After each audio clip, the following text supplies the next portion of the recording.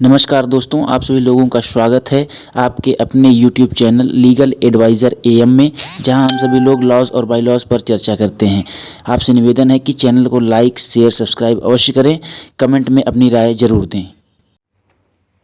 Welcome friends, आज हम लोग DV एक्ट 2005 के इस वीडियो लेक्चर सीरीज में 6th वीडियो कर रहे हैं और इस वीडियो में हम लोग देखेंगे कि सेक्शन 12 ऑफ DV एक्ट 2005 में क्या प्रोविजंस किए गए हैं। जैसा कि हम लोग देख पा रहे हैं, ये चैप्टर 4 है और इस चैप्टर 4 के जो सेक्शन 12 है, इसमें एप्लीकेशन टू मजिस्ट्रेट, मतलब जो डोमेस्टिक वायलेंस जब किसी महिला के साथ हो जाता है तो जो मजिस्ट्रेट को एप्लीकेशन देनी है, तो मजिस्ट्रेट को एप्लीकेशन कैसे देनी है और कौन कौन दे सकते हैं, इसके विषय में ये धारा प्रोविजन करती है। तो हम लोग देखते हैं कि इसमें क्या प्रोविजन किया गया है। तो इसका जो खंड 1 है वो ये कहता है कि कौन कौन देगा। पहला खंड ये बताता है कि कौन कौन है जो डोमेस्टिक वायलेंस से संदर्भित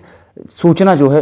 एप्लीकेशन जो है वो मजिस्ट्रेट के यहाँ दे सकता है। पहला, एनी एग्रीड पर्सन, कोई भी एग्रीड पर्सन, यानी कि जो जिसके साथ डोमेस्टिक वायलेंस हुआ है, ऐसी महिला जिसके साथ घरेलू हिंसा हुई है, पहला तो वो।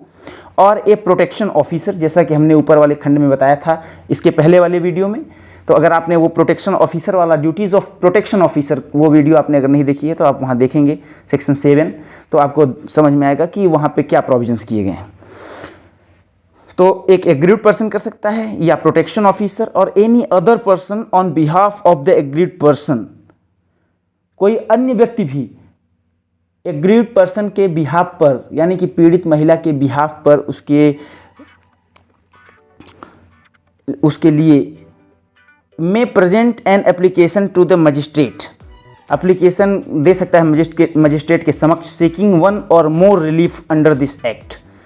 इस संहिता के अंतर्गत एक या एक से अधिक रिलीफ प्राप्त करने के लिए। वो कौन कौन से रिलीफ हो सकते हैं, इसके बारे में हम लोगों ने एक बार ऊपर चर्चा की थी। और कौन कौन से रिलीफ के ऑर्डर, जैसे कस्टडी ऑर्डर होता है, मॉनिटरी रिलीफ होता है,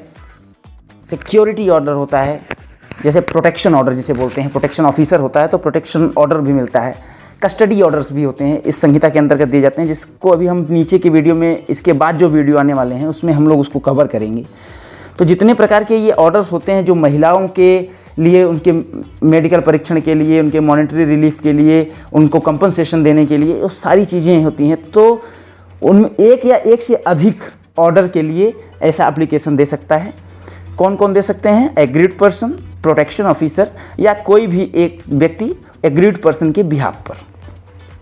यहाँ पे एक प्रोविजन दिया गया है कि provided that before passing any order on such application the magistrate shall take into consideration any domestic incident report received by him from the protection officer और द सर्विस प्रोवाइडर। उन्होंने कहा कि किसी भी प्रकार का ऑर्डर पास करते हुए उस एप्लीकेशन पर मजिस्ट्रेट इस बात को ध्यान रखेगा, इस बात को ज़रूर ध्यान रखेगा कि क्या किसी प्रकार के डोमेस्टिक घरेलू हिंसा की घटना का report received by him from the protection officer, क्या उसने किसी प्रोटेक्शन ऑफिसर द्वारा या किसी सर्विस प्रोवाइडर के द्वारा ऐसी किसी घरेलू हिंसा की रिपोर्ट उसके यहाँ आई है क्या।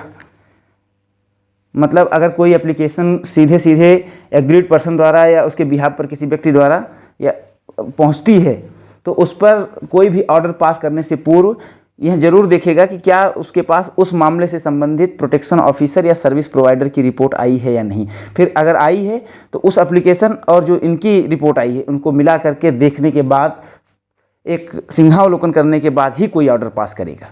दूसरा ये कहते हैं कि the relief sought for under subsection 1 may include a relief for issuance of an order for payment of compensation or damages without prejudice to the right of such person to institute